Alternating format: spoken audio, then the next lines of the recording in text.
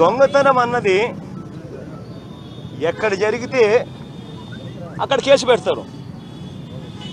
దొంగతనం అనేది ఎక్కడ జరిగితే అక్కడ కేసు పెడతారు. దొంగతనం ఎక్కడ చేస్తే అక్కడ. నువ్వు ఆంధ్రాకు సంబంధించిన ఇప్పుడు ఆంధ్రాకు సంబంధించిన వాళ్ళు ఎవరన్నా వచ్చి జూబ్లీ హిల్స్లో మీ ఇల్లు ఎక్కడ? మీ ఇంట్లోకి వచ్చి దొంగతనం చేస్తే నువ్వు పోయి ఆంధ్రాలో కేసు పెడతావా?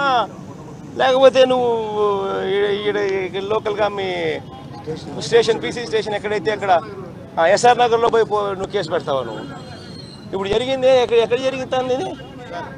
వాళ్ళు పోయి అసలు వాళ్ళ ఆఫీసులన్నీ ఇక్కడ ఉన్నాయి. ఇక్కడ ఆఫీసులు పెట్టుకొని యథేచ్ఛగా ఇక్కడి నుంచి చేయకూడని పనులన్నీ చేస్తూ ఉంటే కేసు ఇక్కడ పెడతారా? ఎవరన్నా ఎక్కడన్నా లేని చోట ఎవడన్నా పెడతాడా? అమెరికాలో ఏదైనా క్రైమ్ జరుగుతుందంటే ఇండియాలో ఎవడన్నా కేసు పెడతాడా? అమెరికాలో ఆఫీస్ ఉంటే ఇండియాలో ఎవడన్నా కేసు పెడతాడా? వాళ్ళ ఆఫీస్ తెలంగాణలోనే ఉంది, వాళ్ళ ఆఫీస్ హైదరాబాద్లోనే ఉంది కాబట్టి హైదరాబాద్లోనే ఎవడన్నా కేసు పెడతాడు.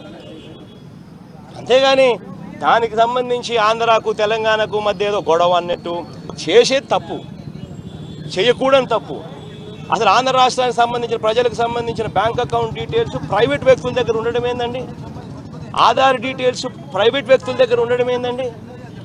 ఇటువంటివన్నీ చేయకూడని పనులు ఆయన చేసి నేరం ఆయన చేస్తూ ఉన్నాడు.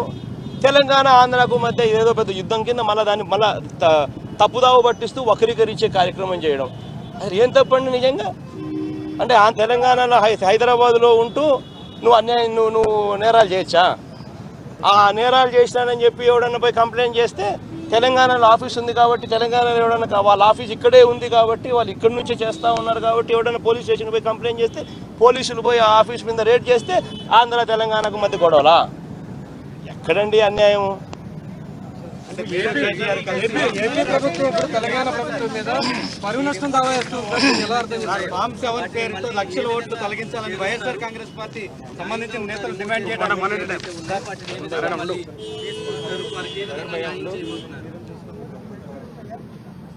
ఈ రకంగా 59 లక్షల ఓట్లకు సంబంధించిన డీటెయిల్స్ 24 పెన్ డ్రైవ్స్లో గత 2 సంవత్సరాలుగా చంద్రబాబు నాయుడు గారు ఎలా చేశారు, ఏం చేశారు అని చెప్పి డీటెయిల్గా చెప్పాం.